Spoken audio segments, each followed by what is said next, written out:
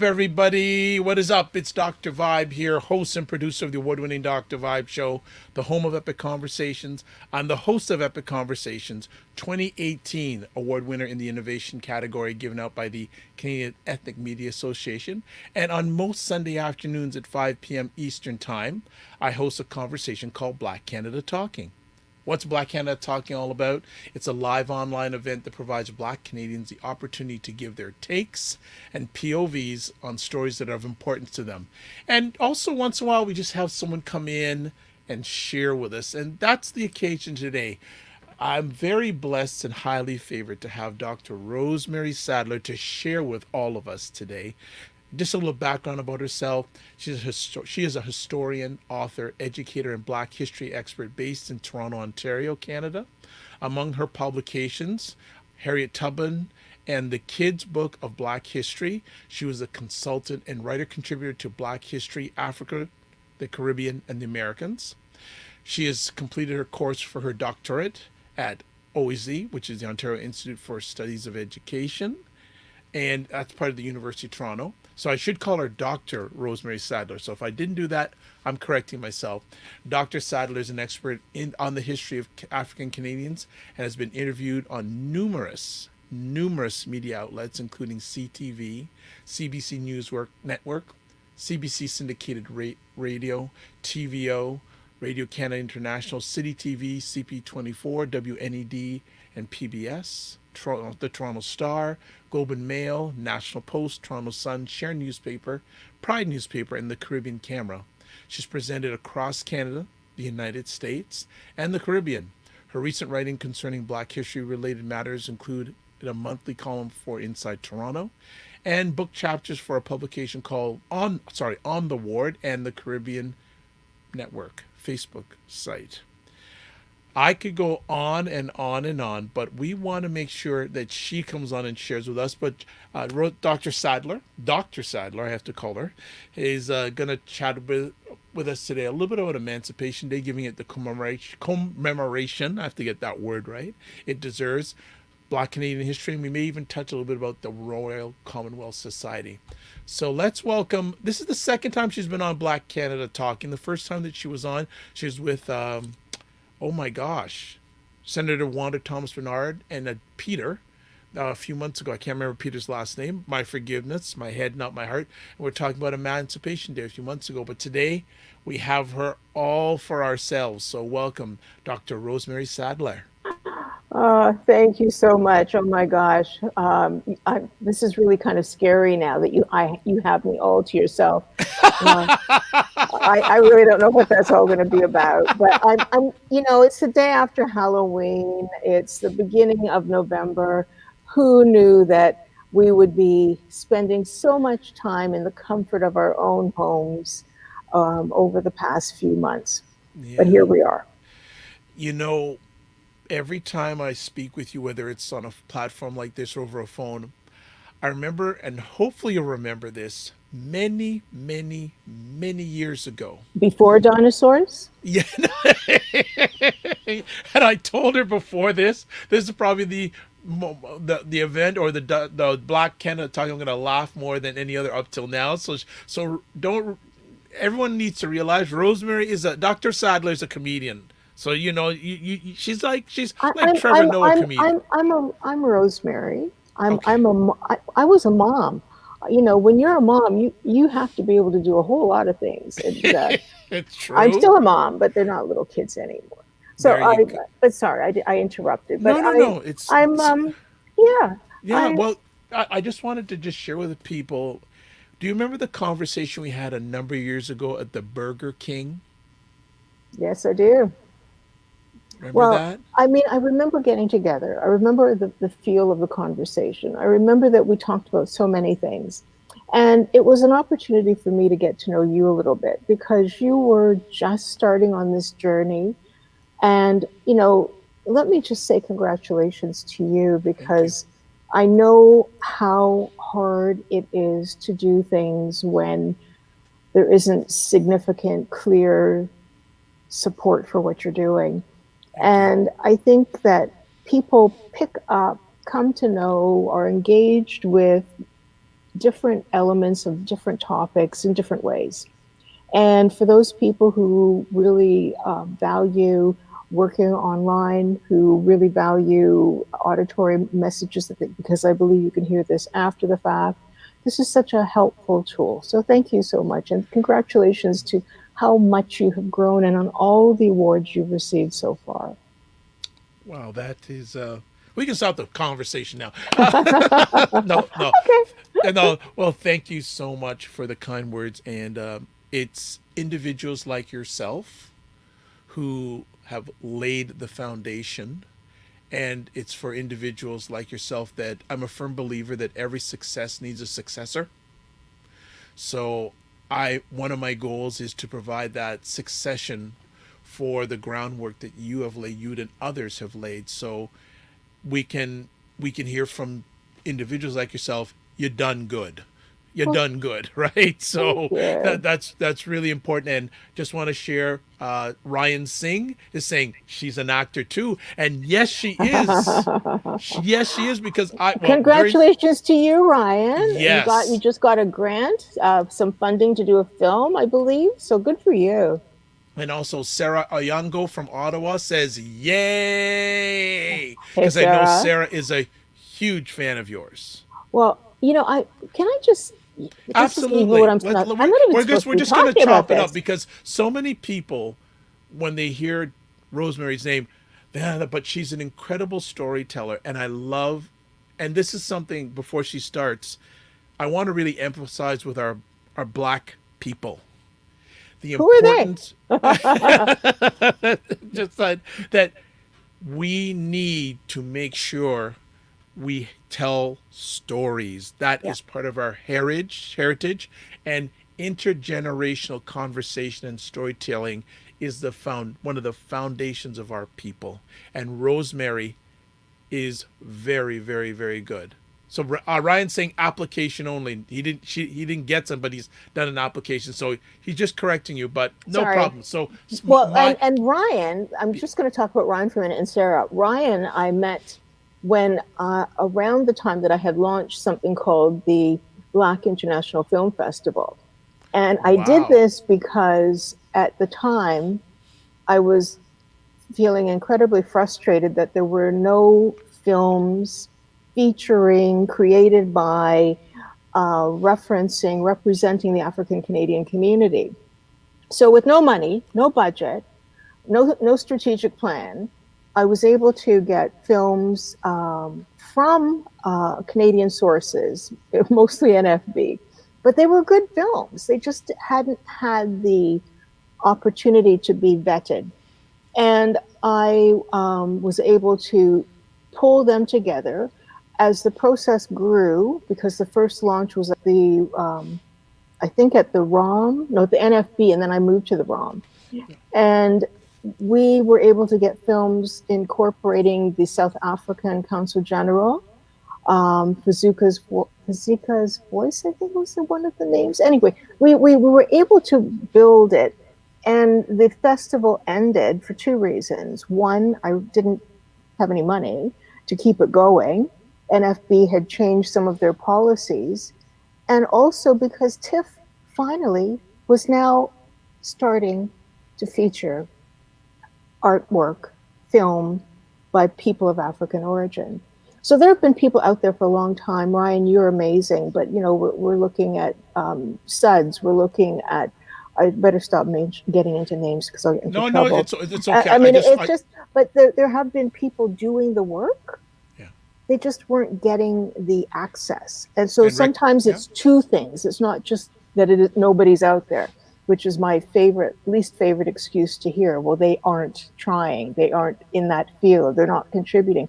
We are here, and we're in every field, and sometimes we need access. But anyway, so Ryan, I'm so happy that you are getting access, and congratulations.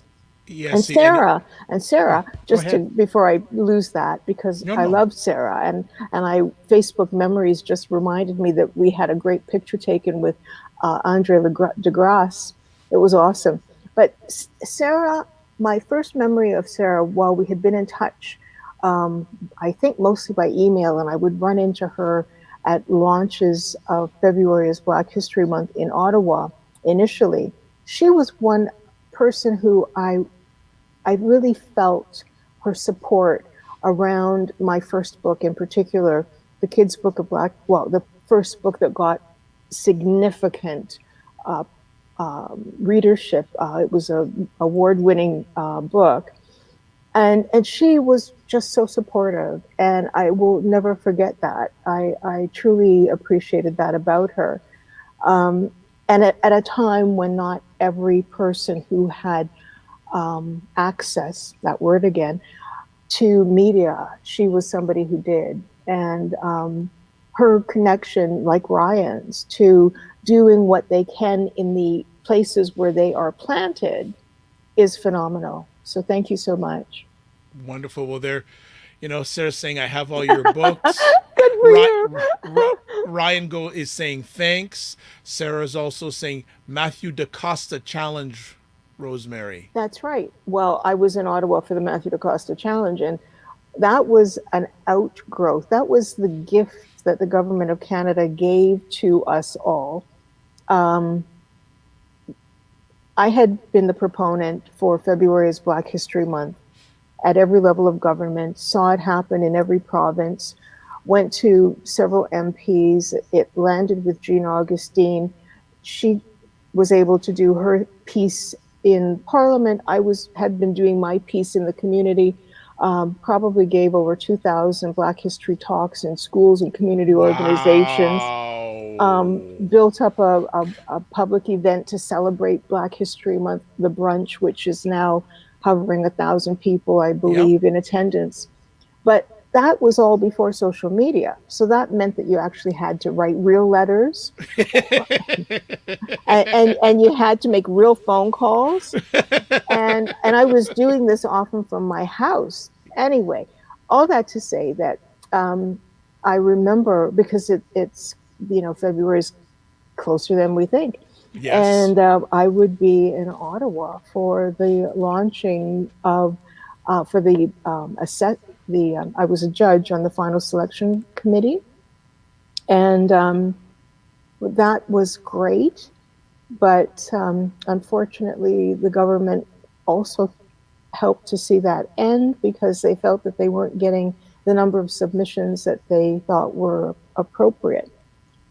I think that with a bit more promotion, it could have continued, and we should still see something like that. But that's just my opinion. But Okay. Sarah, thank you for that reminder. Yes, and Ryan's also saying Fazika's voice. But thank you. It was Fazika's voice. That was the one of the first films that I was able to secure in conjunction with Selani Mokoena, who was then the Consul General for South Africa, a phenomenal woman who with great vision. And from there were other films also from South Africa in particular, but of course now they are included in TIFF. And I also believe I later was able to work with a couple of other African countries. Yes. Also, I'm getting a shout out here from David Hughes from Australia, Hi, who is David. checking out our conversation. And Sarah's saying it also helped to have the great John Dennison of Canadian Heritage advocating for Black History Month programming nationally. John Dennison, there are so many times, Sarah and I both have had these moments, we've shared them. And sometimes, not everybody who it looks like us is doing things for us. The old thing, I'm just gonna put that. not all skin folk are kinfolk. That's it. Yes. I'm just gonna put that out there. Okay. And so there are certain people that that you could call and you could get a straight answer or helpful advice, and you could call them anytime and you can just talk. You didn't have to get around to it. And John was one of those people. Now, Sarah had greater access because she was in Ottawa with him, but John was amazing. And there have been times, even since his passing, where I will literally pick up the phone and be ready to call John. And it's like, Oh my I goodness. can't. But Wow. John was funny, You think I'm funny? John, I mean, John had a very uh, subdued sense of humor. And I got to know more about him when we went a number of years ago. There was something created. Peter Haynes and Yes. Parks, U.S. Park Service and Parks Canada, as well and as Canadian Heritage, got together and created this thing, this living entity, which was really phenomenal, called the Binational Charrette on the Underground Railroad.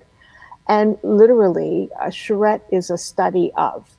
So Right. we were studying the Underground Railroad by through traveling and visiting identified sites connected to the Underground Railroad.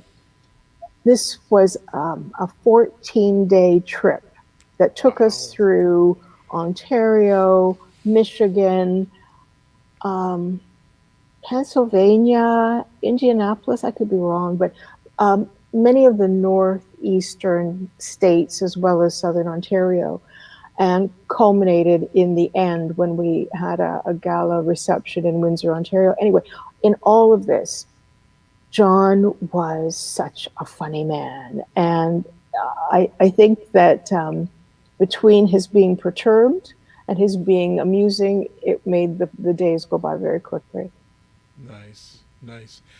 Just for people who are watching, who I know that Rosemary used acronyms like ROM and TIFF. So just to give you proper Yes. context, ROM is the Royal Ontario Museum, and TIFF is the Toronto International Film Festival, because we're both based in Sorry. the Toronto area. So just want to make sure, especially someone from Australia, they're going, "What's ROM? What's TIFF?" So I just want to make sure that they have a sense. That's a Royal Ontario Museum, great institution, and also TIFF, Toronto International Film Festival, one of the most recognized film festivals in the world, which is run by a black gentleman named Cameron Cameron Bailey. Bailey. And interesting, Mr. Bailey, actually, quick little Cameron Bailey story.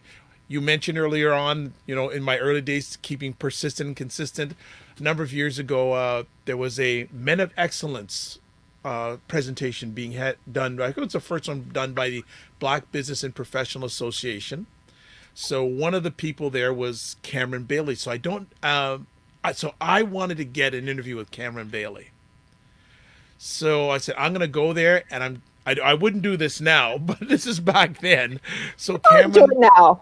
Well, this is sort of like shock journalism, in really. So I went up to Cameron. I said, "Hey, how's your dad's insurance company doing?"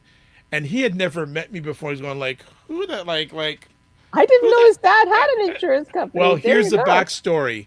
Cameron's father, who's passed away a few years ago, my father and Cameron's father knew each other for 30 years. But Cameron did not know that.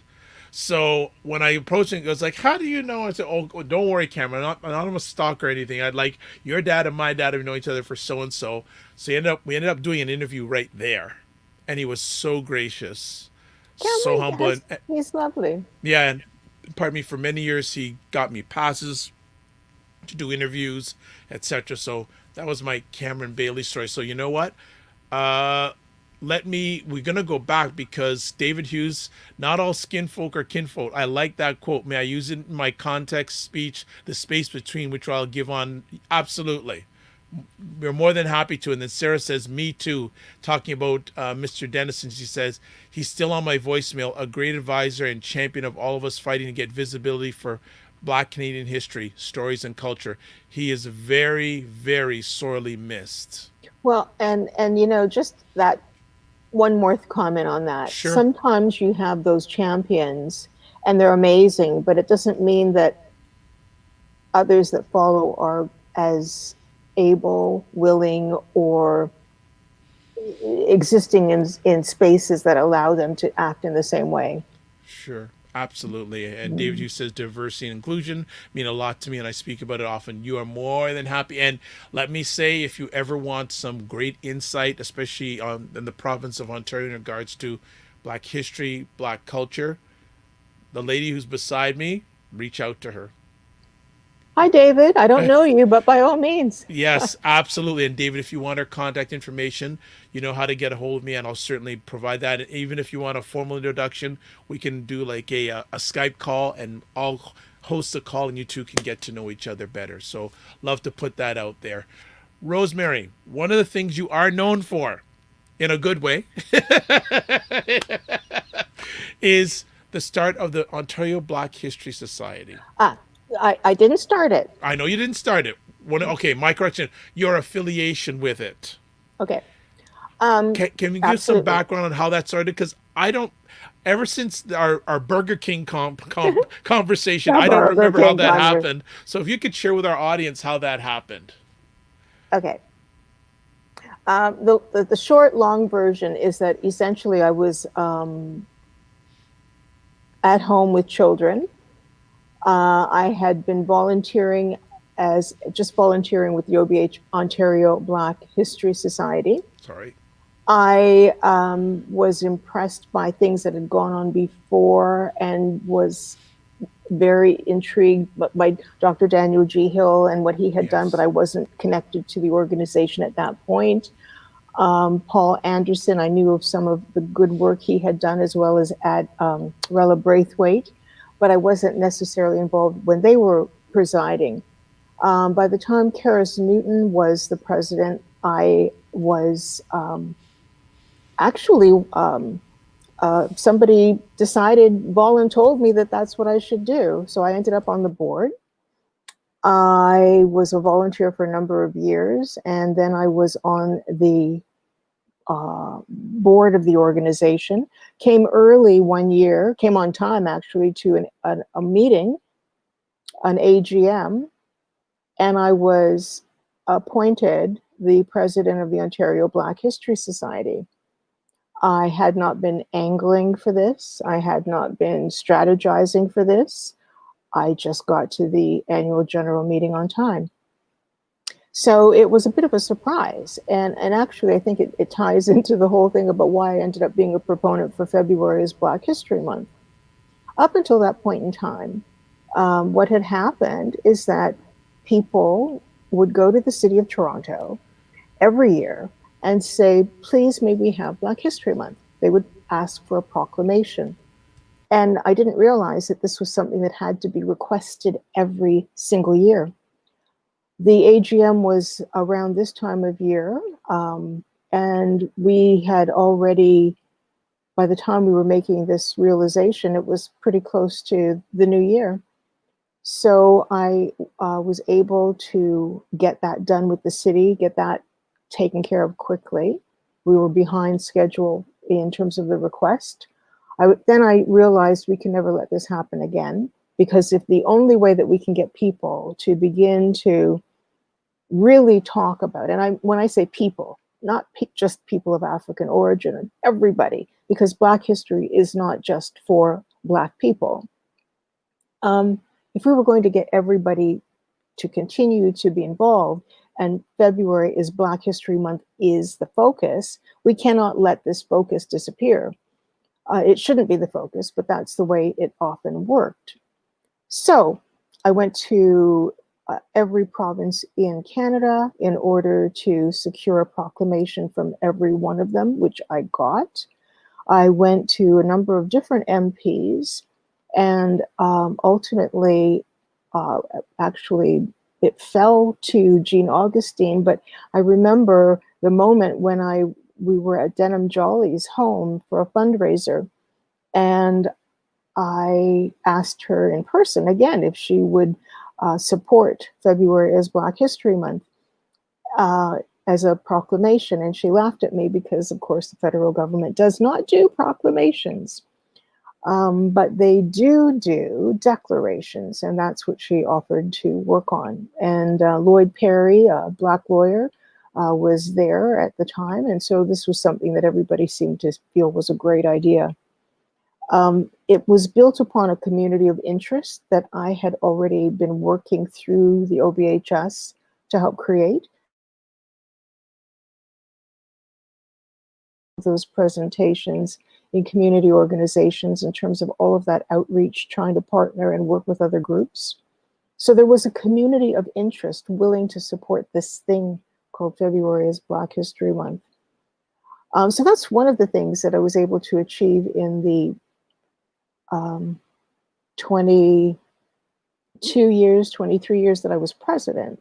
And I just want people to know that I was not paid to be the president of the Ontario Black History Society. This was a volunteer position. I was the president of the board of directors.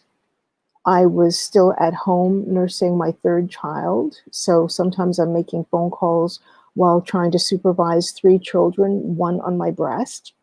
It was a very challenging time. I was able to see to a number of commemorations of historic people, places, and things. I was able to grow a brunch from about 95 people in the boardroom to closer to 1,000 people at more public spaces, hotel spaces, which was quite interesting. And we've had some phenomenal people involved. I think that it was a precious legacy that I was working with. The problem was that I didn't have the precious resources that would have made what I was doing even more effective. Our funding was cut, what little funding we were getting, which allowed us to pay for an office staff person. But about a year or 2 into my presidency, our funding was cut by the province of Ontario, 90%.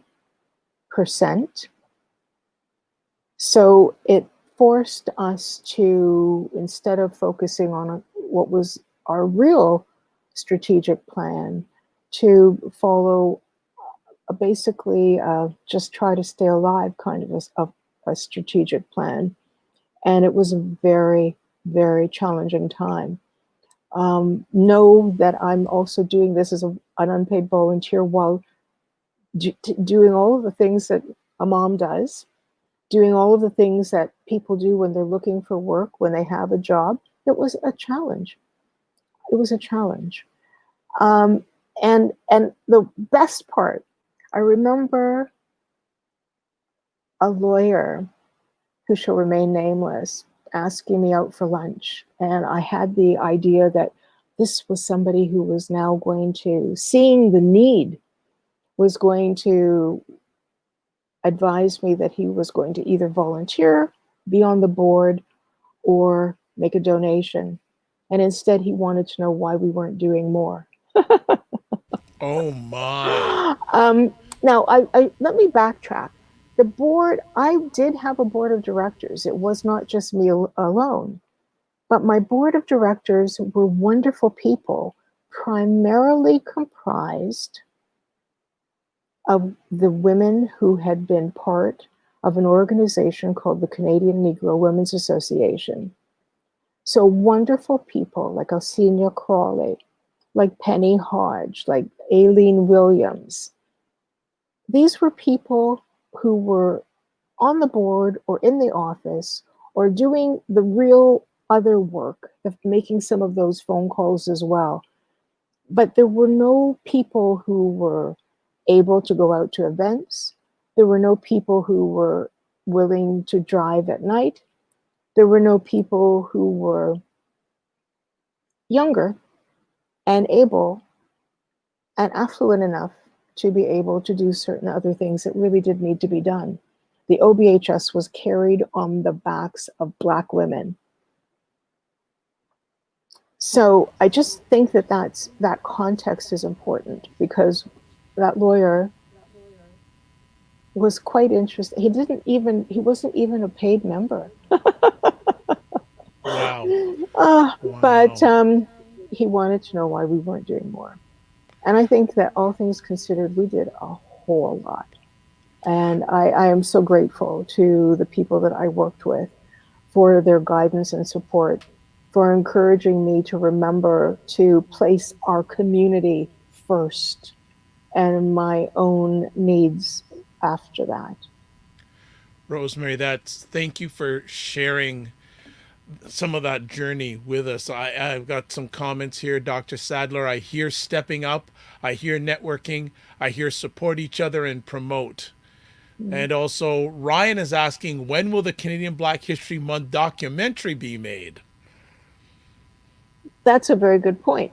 Now, I know that Winston LaRose has some footage that he was hoping would become a bit more, because Winston, by chance, doing his community bit as well, his valuable community bit, but we're all doing our bit, was able to capture footage of various events, some of which I was part of, but one in particular, when Black History Month was going to be first celebrated across the country in February 1996. I was advised, I was able to organize a bus trip, and because of timing and because I had a large painting from David Kabuka to present to the Prime Minister, I flew up to Ottawa to give myself a bit more time to, be sure I was there and no problem. The bus trip arrived. Winston was on the bus trip with others, including, well, I won't name names, a bus full. And that was the only contingent from Toronto to arrive there. Everybody else who was there was from the Diplomatic Corps and people from the Ottawa area. The room was packed.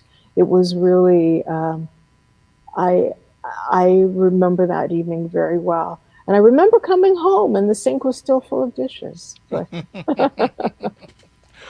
Oh my! but the documentary, Ryan, it does need to be made, because I think that this is a part of our story. Yes. And people think they know the story. There's a lot of pieces to that story.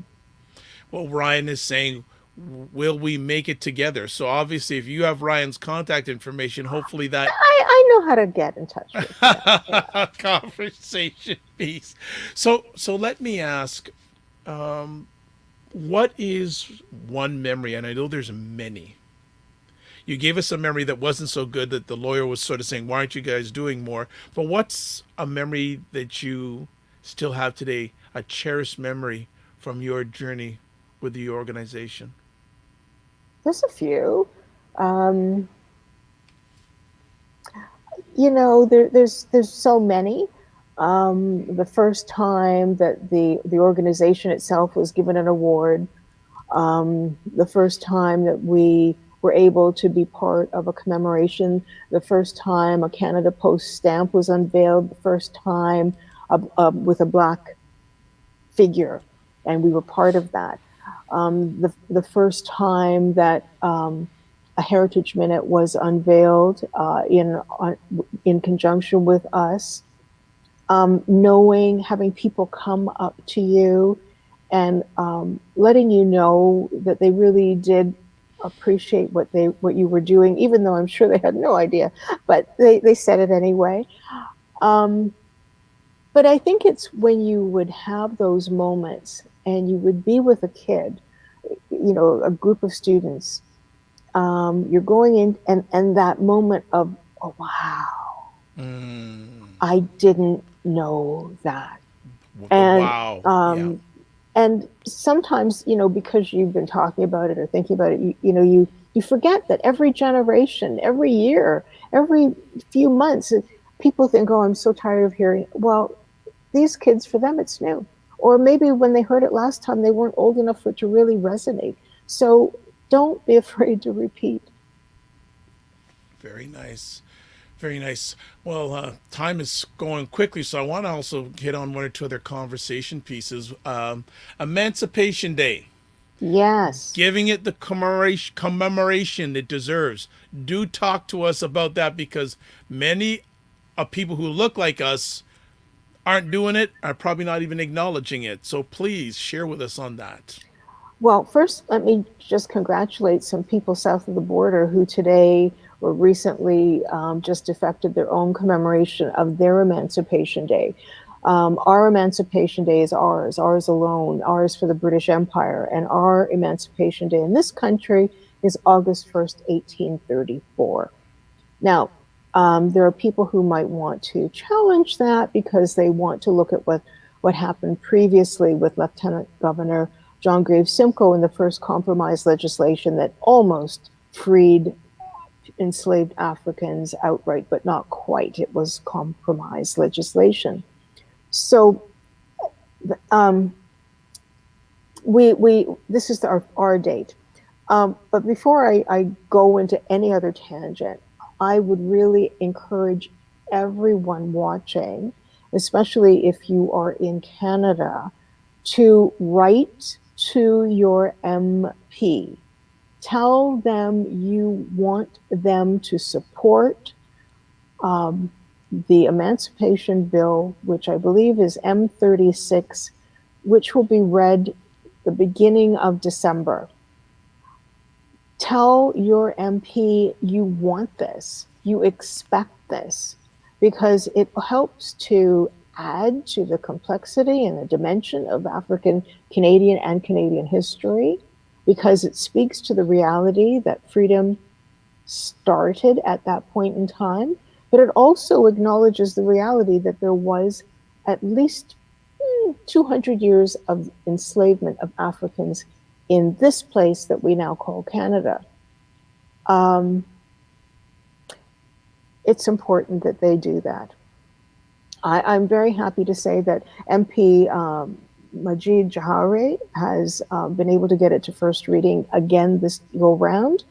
And I was recently advised that MP Greg Fergus, who is the head of the Black Caucus, will be, is the first seconder, is a I think that's the proper term, which basically means that he'll be speaking first to the bill once it is read again. But let me go back.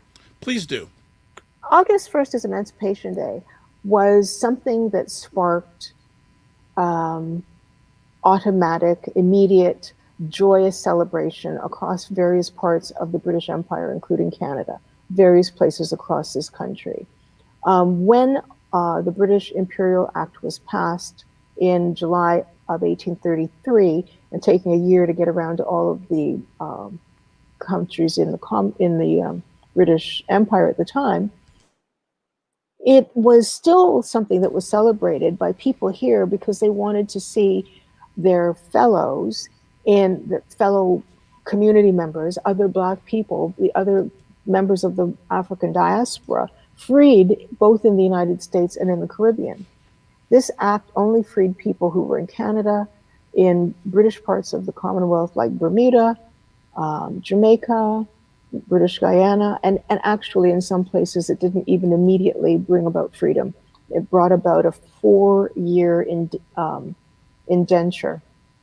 So we have had this celebration going on within the Black community for ever. It became, it grew and became even more important, but by in the 1960s, the largest celebrations included Port Dalhousie near St. Catharines, which is organized by B.J. Spencer Pitt, who was a lawyer in Toronto, connected to the UNIA or UAIA, Universal Negro Improvement Association, the Marcus Garvey organization. Or the even bigger one was in the Windsor area, organized by Walter Perry. Now that one was phenomenally big, and because of the proximity of Windsor and Detroit, people were back and forth by custom. It was unfortunate because the civil rights movement and some of the violence that came about because of various things at that time put the police in a situation where they felt the celebrations needed to end. And that really slowed things down and pretty much brought the celebration of August 1st as Emancipation Day to an end. Then we had this wonderful thing called Caravana that was created in 1967 to mark the centennial of Canada as a country, and also to bring in, to build upon many other things that had gone before, including what the Canadian Negro Women's Association had done in terms of creating the Calypso Carnival. So it was celebrated, but it wasn't officially commemorated. About 1995, around the same time that I realized what a challenge we had had, or what a loss we could have had in terms of Black History Month, I was approached by a good friend now from the Caribbean Historical Society of Trinidad and Tobago, who encouraged me to set about trying to have an official commemoration for August 1st as Emancipation Day. And he really saw it as being something that ought to be global, which I certainly agreed with. We were able to get it going with commemorations in the city of Toronto, Metro Toronto, the city of Ottawa. And then I was able to get it done with the province of Ontario through the first unanimous all-party bill, Bill 111, of the provincial parliament in Ontario. I tried on many different occasions with many different persons, with many different political parties, because my approach has been nonpartisan. It went to second reading twice with under Deepak Obdrai in the House of Commons. It went to second reading twice with the work of Senator Wanda Thomas Bernard. And it went to first reading with Majid Jahari just before the pandemic set in. So that's why you really need to support it now, because this particular initiative has been in the wind since 1995.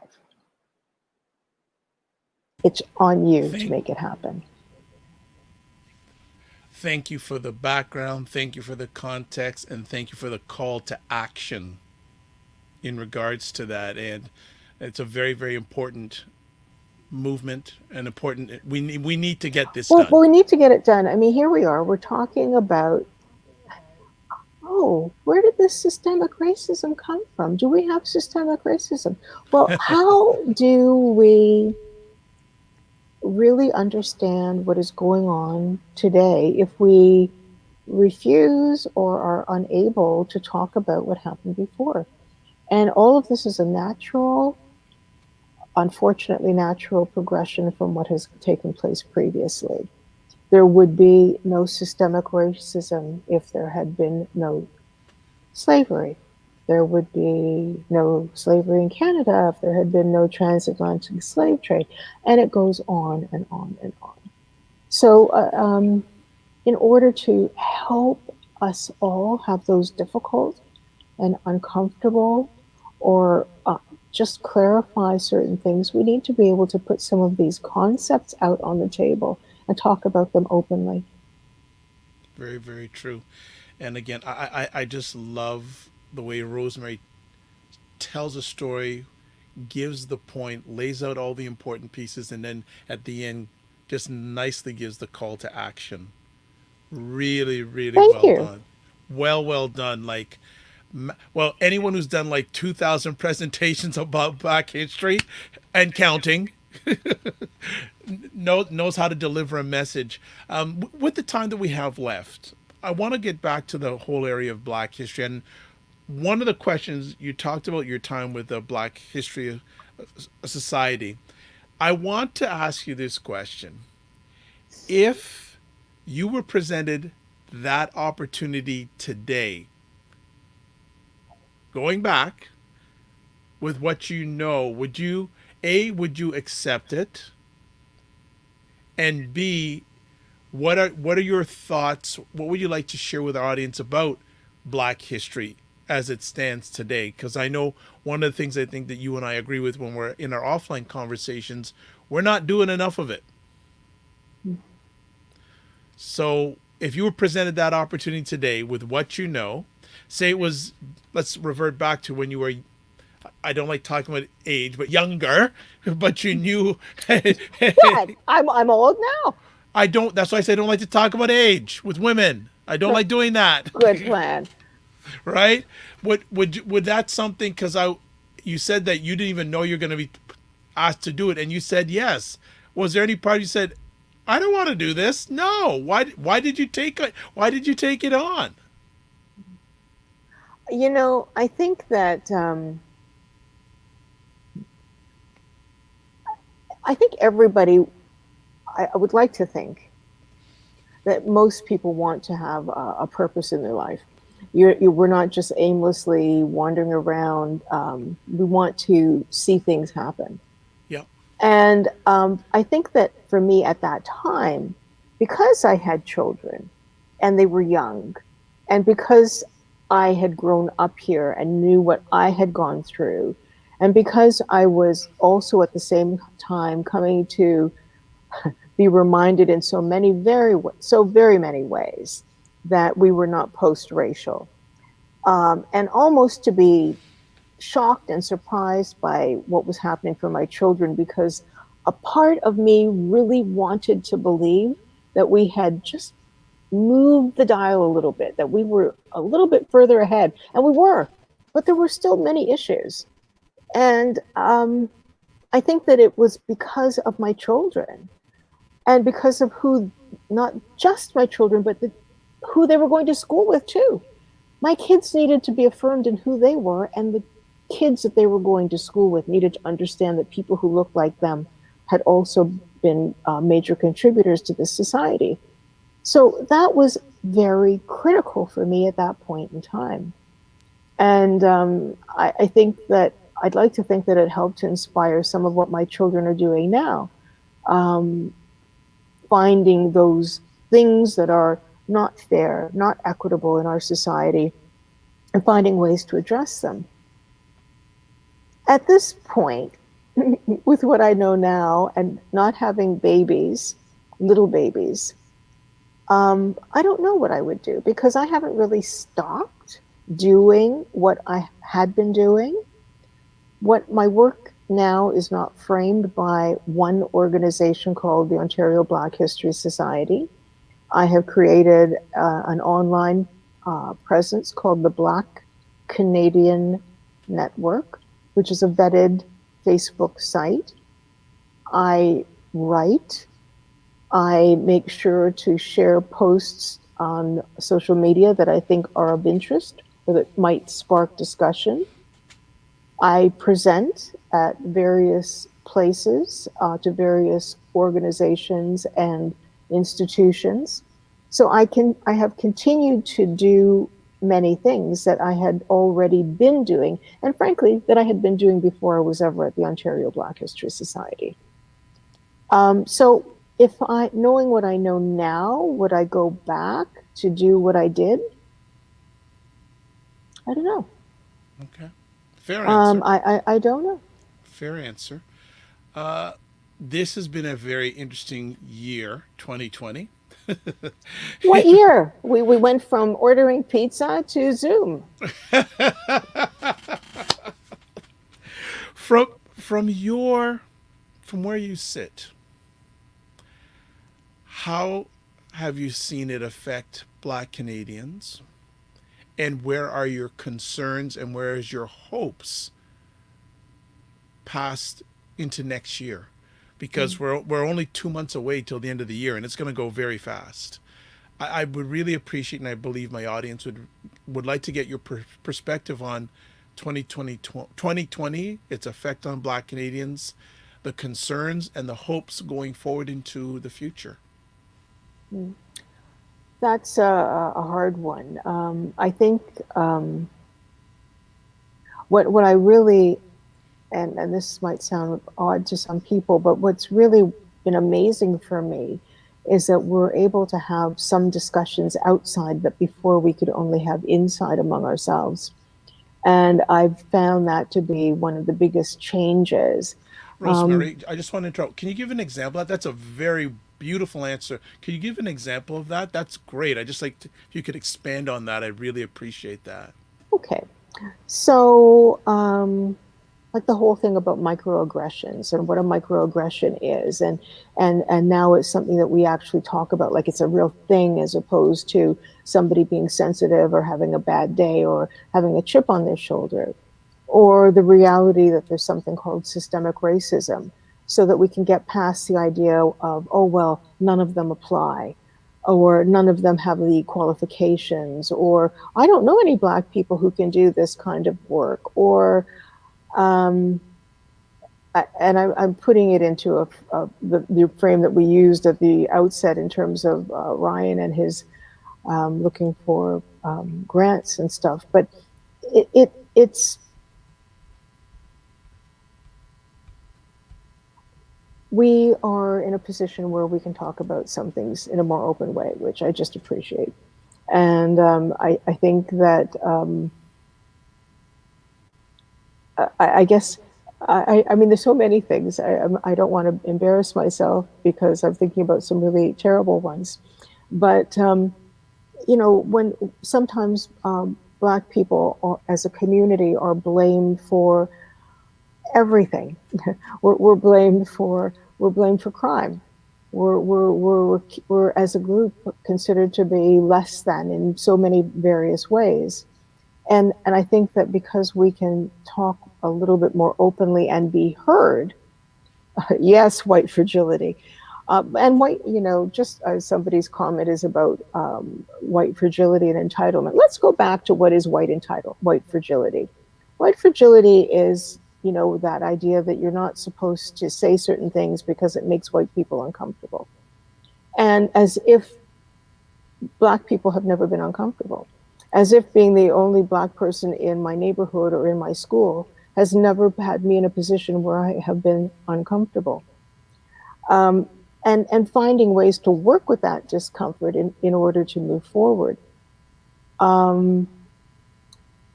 I don't think that white people are more fragile than anybody else. So I think that time has come for us to have those discussions a little bit more. But at the same time, I understand it. But you know, I gave a presentation the other day, and I was reminded. This is like just a microcosm of systemic racism. Yeah. So I know the first time I went to my father's side is from New Brunswick. And I went to a place, I was there on a book tour, I believe, or I think that the first one time I was on a book tour. And I ended up outside of St. John, New Brunswick, in a community called Rothsay, a beautiful, beautiful community, affluent, lovely, large homes, you know, just beautiful. And I looked at that community and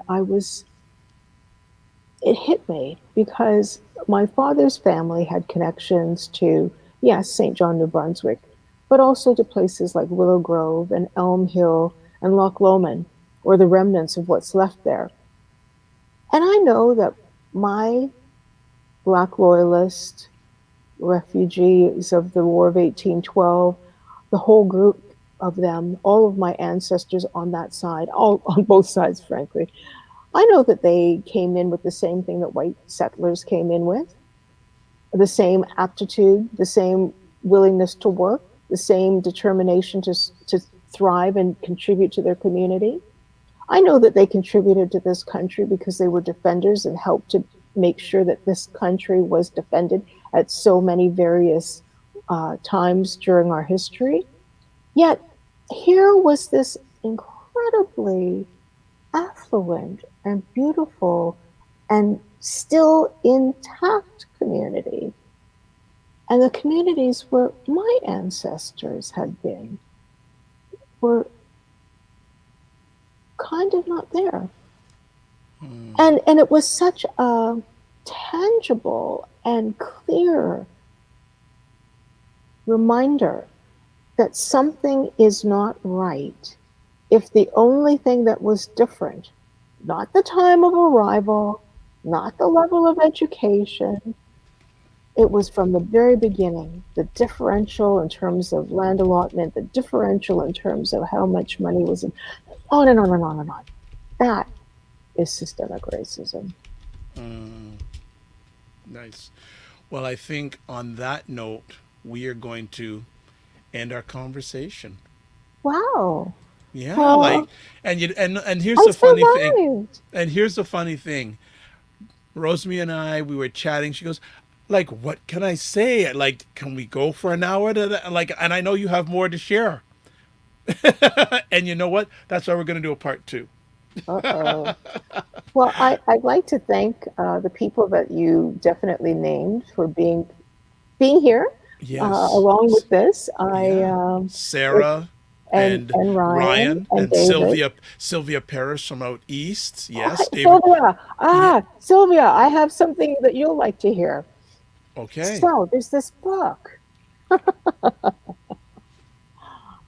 and Oh. you might want to consider this book. It's called Black History, and you mentioned it, Yes. Africa, the Caribbean, and the Americas. I was the Yes. consultant for the book, and I wrote a number of chapters.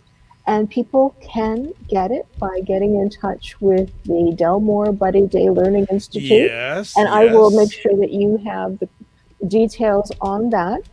I think it's an amazing book, and not sure. Yeah, okay, I helped to write it, but it's Self because plug. of Self plug. no, but that truly that isn't just the reason. I think that it answers a particular need right now. Yes. If people are homeschooling, if people are looking for resources that they can refer to on a regular basis, Yes. if teachers are Yes. desperate, and I'm sure they are for materials, this is set up in such a way that it's really easy to use for a Yes. parent. It covers a broad amount of material. And best yet, there's a teacher's guide. So you can Wow. even get digital copies if you're looking for, larger scale sharing. Wow. And Ryan is saying, true, true. Speak, Dr. Sadler. That is well, fantastic. Ryan's home with two kids. I'm sure he's having a good time. Well, we'll see. And this is one of the things that's happened this year is that homeschooling and more Black parents are saying, you know what? I don't want to send my kids back to school because A, they're not learning about their Black history. Well, that's the whole thing. In another thing about Black History Month, um, I know we're leaving, but No, take your time. Take your since time. from the very beginning of my contact with the Ontario Black History Society in 1995, I've been saying there needs to be Black history from K to 12. There was a meeting of Black leaders, a national meeting of Black leaders. I was part of that. It happened about 5 years ago, 4 years ago. At the round table, I said there needs to be Black history required education from K to 12. At a parliamentary committee, I gave a deputation. I said there needs to be Black history from K to 12. Black history isn't something that should just happen 1 month. It isn't That's something that should just every happen day. for 1 year in one year's curriculum. Mm-hmm. I'm Black every single day. I'm Black on March 1st. I'm Black today. Well, just a few, and see now the comments are really coming in because people are seeing that you're leaving, so now they're flooding the box here. So I'm gonna. So Sarah's saying, "What an amazing conversation." Louise Noel Ambrose is saying, "Great learning Oh, hi, conversation Louise. this Well, Sunday." Louise just got a copy of my previous book, my earlier book for younger people, the kids' book of Black Canadian history. So I'm glad that it's working for you. I know you need it. But Okay, this is and one that you can work with. excellent. Also, we have Louise is also saying, "I need to add that book to our collection." David from Australia is saying, "Can you repeat where the book is available?" I will email you. I'll give Dr. Vibe Yeah, all the well, details. David knows. Yeah, David knows how to reach out to me. So, David, if you can contact me, I'll make sure that Rosemary gives me how you can get the book, and even how, and maybe if you're doing online presentation on Australia, you may want to have Rosemary come in and do a presentation for any of your organizations you're I aligned with. I would love that. Ju- I did an international presentation for Emancipation Day. I had Great Britain, Ghana, Nigeria, and Canada on that call. So, David, I'm telling you, right here we go. Ryan is saying the kids are at school. So he's not doing any learning at home. But then Sarah's saying, is there any online resources for teachers to which you've contributed? Yes, there are a number. I did a couple of curriculum units, which are still available, and I created something called the Afrocentric Resource, which I What? did with the Ministry of Education. Rosemary, we got to talk offline here because we need to just have you just talk about all the different resources. No, I'm being very serious. All the different resources that are available that you've contributed to and you know of, because many Black parents have no idea. They don't know where to start. And you could be the starting point. In my opinion, you've already positively affected future generations, but it needs to go deeper. And I feel that you could be one of the people that can make it a deeper dive per se. Well, thank you. Sylvia's saying we are selling it. We also have a guide. We are developing learning videos for it as well. Thank you for letting folks know. Giselle is asking, what's the title of that resource? I'm always looking for Black history material. So you may want to put it up in the screen again because it's a hot topic. Oh, yeah. Yeah, I just put that book up. Yeah, people are asking for you to put it up again, so it's in hot demand. And also, Ryan's asking, where am I ordering your books?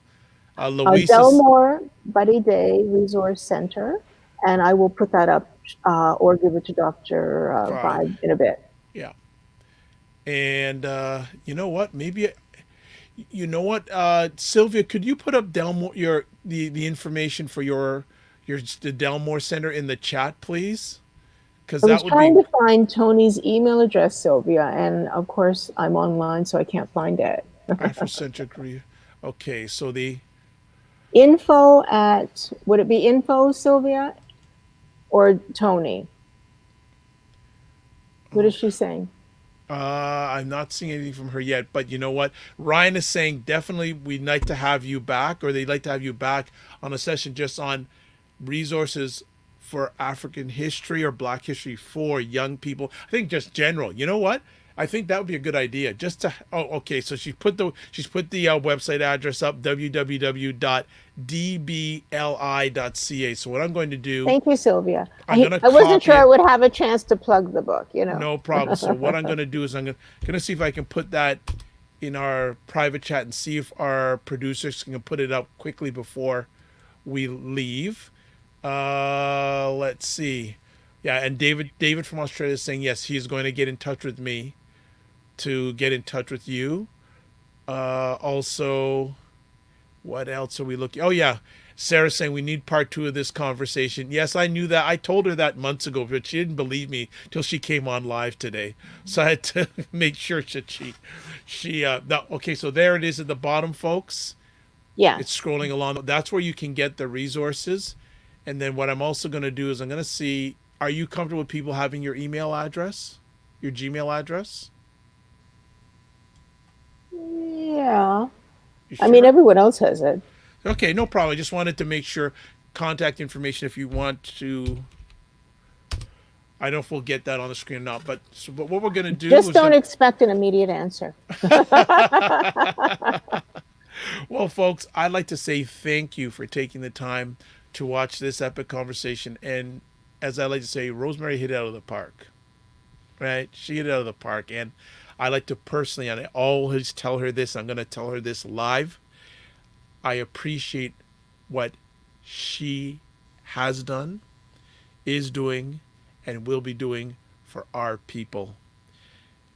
She's being real that she did a lot of this because she wanted better for us, not for the money. There was no money. There was no money, and she still did it. Hello, she still did it. So please support her any way you can.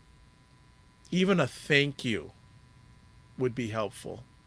Oh, So my daughter there's her sent me email. flowers. There's her email address scrolling along at the bottom. If you want to get in contact with her directly, as she said, she's got a lot on the go, so it may not be immediate, but please send it. Yeah, this is kind of a busy week for me. I just put that out there. Do you ever have a non-busy week? That was called March. Yeah. Okay. All right. Like Whatever everybody since March. else. Yeah. Yeah. Yeah. Okay. Well, you know what? Again, thank you so much from all of us and many other of us. Thank you so much for everything. Uh, Thank you. well, Sarah's saying, "Where's her Order of Canada?" Yeah. Okay, so nominate me. I have this one. I Which have one? Which is that one? this is you see. Oh, sorry. We can It's see it. We can get. We this is got it. the Order of Ontario, And she didn't even. She and didn't even actually say that that. I She, didn't say it because I didn't talk about the awards. I talked about well, that's what. what. No, no. This is why we're doing a part two. So no worries. Right? This is the appetizer. We're gonna get to main course next time. Oh, the main course. There we go. So about supper, what are you having tonight? I am having lamb with Mhm. rosemary and sweet potato, Sounds very good. cooked I'm on the impressed. barbecue. Excellent. Love to Good. cook. Love to cook. And Because we Sarah's have to nourish our minds and our bodies, right? there. You go. And Sarah's saying, Rosemary, let's get the nomination going. Okay. Well, Sarah, maybe we should talk offline. There we go. All right, it's Dr. Vibe here. You see, we could go on forever. The lady who didn't think she'd have more than 15, 20 minutes to contribute, and I know she was joking, but she's got the evidence, and everyone who's watching this live or on replay or listening to this on the replay, she can't hide from it now. She is a Canadian treasure. Thank Receive you. that. Receive that. Thank It's you. Dr. Vibe, host and producer of the award-winning Dr. Vibe Show, the home of Epic Conversations. I'm the host of Epic Conversations 2018 Innovation Award winner given out by the Canadian Ethnic Media Association. Remember, if you want to touch base with me, the best place is my website, thedrvibeshow.com. I'm the host of Epic Conversations, and this is the home of Epic Conversations. I'd like to thank everyone who made this conversation epic, especially everyone who listened and watched live. As always, I like to close off with this. Live your life as a dream. If you can dream it, you can make it. Sometimes you have to get smaller to get stronger. Block assumptions, then aim bigger, aim better, aim higher, aim wider. Also, Ryan is saying one of my best shows. Well, look who the star was. It wasn't me. I will say that don't waste this crisis. Also, give yourself grace. And finally, thank you to BIA Media to make this epic production happen. We will see you back next week on Black Canada Talking, where we have Faces by Pureness. Makeup artist extraordinaire will be with us, talking about makeup and all the wonderful things she's done. She's done incredible, incredible work. Black Canadian, done work with some incredible people in the entertainment and everyday life. God bless, peace be well, keep the faith, and walk good.